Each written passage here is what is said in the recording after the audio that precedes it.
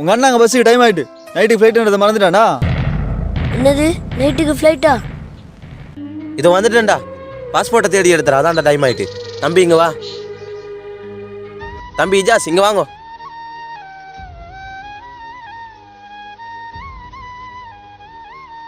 நைட்டுக்கு ஃப்ளைட்டாம் எனக்கு அவசரம் விசா வந்துட்டு நான் இப்போ பஸ்ல ஏறினா தான் கரெக்டாக போய் சேரையிலும். கொஞ்சம் அம்மா எங்கே போயிருக்கிறான்னு தெரியும், வந்த அப்புறம் கொஞ்சம் டக்குன்னு சொல்லுங்க சரியா? வாடா போகலாம். கொஞ்சம் நில்லு.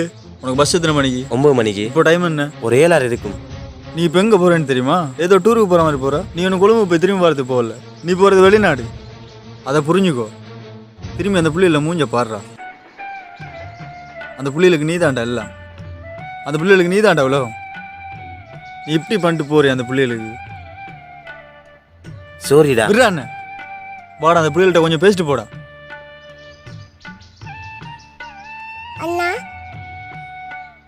சோரி, அவசரத்தில் எனக்கு போகணுன்னு அவசரத்தில் சொல்லா போய்த்தேன். சோரியா. நீங்க போய் எப்பா நவரியல் போய் டக்குன்னு வாங்க அண்ணா. தம்பி நான் வருவேன் தம்பி சரியா? அண்ணா கொஞ்சம் இருந்து அம்மா கிட்ட கொஞ்சம் சொல்லிட்டு போங்க அண்ணா. கொஞ்சம் நேரம் இல்லை தம்பி, உங்களுக்கே தெரியும் நான் கஷ்டத்தில் போகிறேன். நம்மளோட வீட்டை கட்டுறேன், நான் போய்த்தானே ஆகணும். இந்த நேரத்தை மிஸ் பண்ணல. அம்மா எத்தனை மணிக்கு வருவாங்கன்னு தெரியல தம்பி. நான் அம்மா ரொம்ப மிஸ் பண்ணுறேன்னு சொல்லுங்க. நான் உங்களுக்கு வெளிநாடு போய் ஃபோன் எடுப்பேன். இந்த அண்ணா கிட்ட ஃபோன் இருக்கு, நீங்கள் வாங்கி எடுங்க சரியா? ஃபோன் எடுங்க சரியா? அண்ணா எனக்கிட்ட போன் நிக்க அண்ணா. உங்ககிட்ட ஃபோன் இருக்கா? நில்லுங்க அண்ணா வரேன்.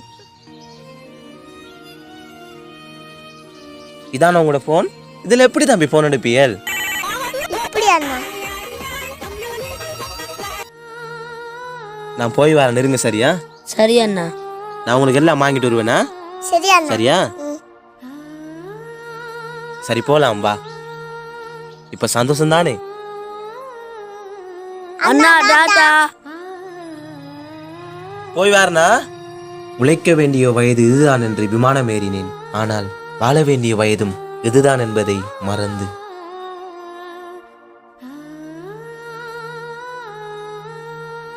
நீ போனாதான் நல்லா வாழலாம். அல்லாம ஏறுமச்சு உள்ள.